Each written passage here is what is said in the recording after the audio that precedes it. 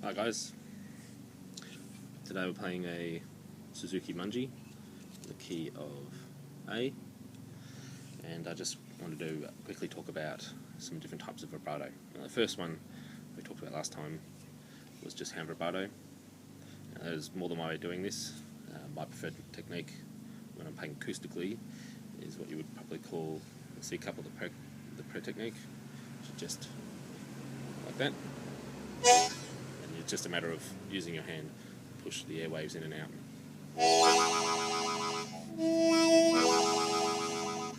You can go all out and pull your hand in and out, make a big sound.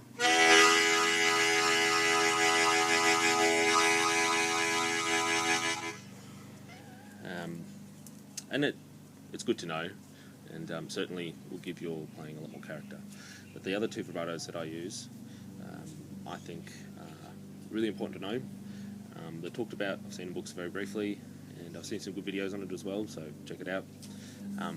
But I think it's the difference between sounding okay and crossing over to the next level where you sort of sound, really clean, really nice. Now you've got to think about the sound wave. Now the sound wave doesn't come out in a straight line. Sound travels in waves, okay, and it moves through the air in waves. Now,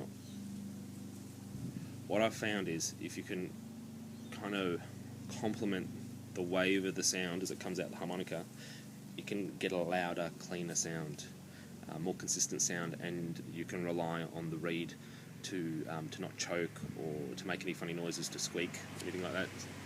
Choking is when the reed sort of dies out and hits a point where it won't vibrate anymore, and you sometimes get a really awful squealing sound, especially common when you're learning to bend and to overblow and stuff. But the other two vibratos will help the reed play a lot more cleanly, and they are tongue vibrato and, more importantly, sort of like a throat vibrato. Now, tongue vibrato, I prefer playing tongue blocking. It probably would be considered by most people to be easier if you're playing a puckering method. And I do pucker, especially at the top end of the harmonica, but generally down the bottom, especially when I'm playing sort of a Chicago style, I'll be tongue blocking, but it can still be done. Basically, you move the back of the tongue with the gullet sort of in and out, and it takes practice because it's not a muscle you use every day, and you do have to build up the muscle, so it might take months to be able to get it quickly and easily and without any real effort. And like I said, it's just you're moving sort of this part, the real back. Can't really point to it. It's not really the jaw, but sort of center of the jaw. Imagine the lines point up to the back of the tongue, and that's kind of vibrating. So this is a note without a tongue vibrato, and a note with tongue vibrato. It's just a one hole, two hole.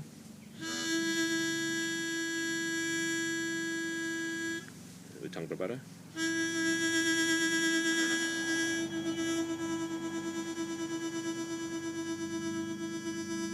Okay, that was puckering, and this is tongue blocking without tongue vibrato. With tongue vibrato.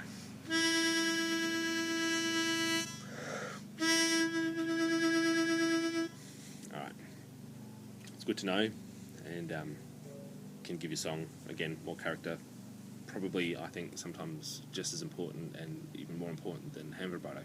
However, the one that I think is imperative, must be learnt, and will take even longer, is throat vibrato. Now, throat vibrato comes just behind that part of the tongue you use to do the tongue. Okay, it comes further down the gullet. You kind of control by constricting and unconstricting and wavering your diaphragm up and down. You can create like a waver, and I would recommend doing this more slowly because it can help the note carry a lot further, especially I find later on when you want to electrify your music. So again, using tongue blocking without throat vibrato.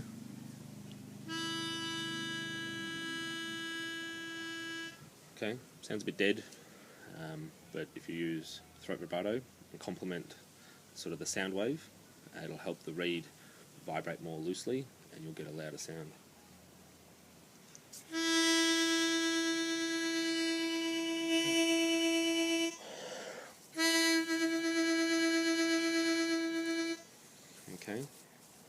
And now it's useful to be able to put together both throat and tongue vibrato together, so you'll get like an even more pronounced sort of wavering effect.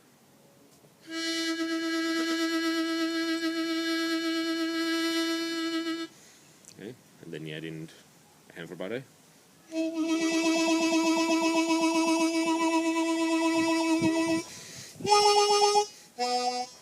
Okay.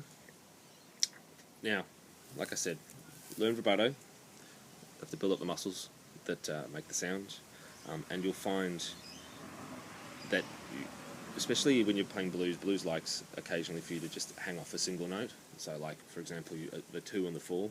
Blues songs love those notes for long notes, even the 1 sometimes, but especially the 2 and the 4 I find. So if you're going to play like a long note, you can bring in the wavering in and out and get a much more pronounced effect, and you can turn that one note into a lot more because you're giving it different kinds of character.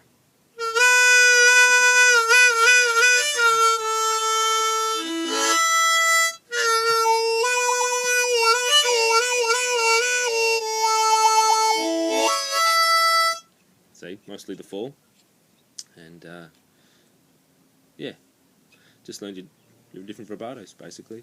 And I was going to say actually, yeah, it can also help improve your bends, because the same techniques you use to create the vibrato are similar muscles that you're going to use when you bend as well, especially the back of the throat and the tongue and stuff like that. So you could just practice them sometimes just to maybe build up the muscles in your mouth, and you might find bending a lot easier. And you can vibrato on a bent note as well.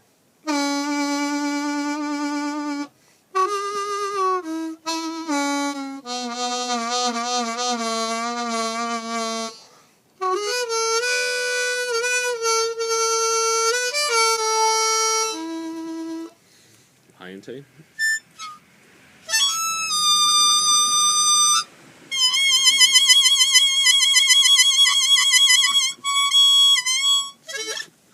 Yeah, so vibrato can actually help you bending. So practice it, let me know, and see you next time.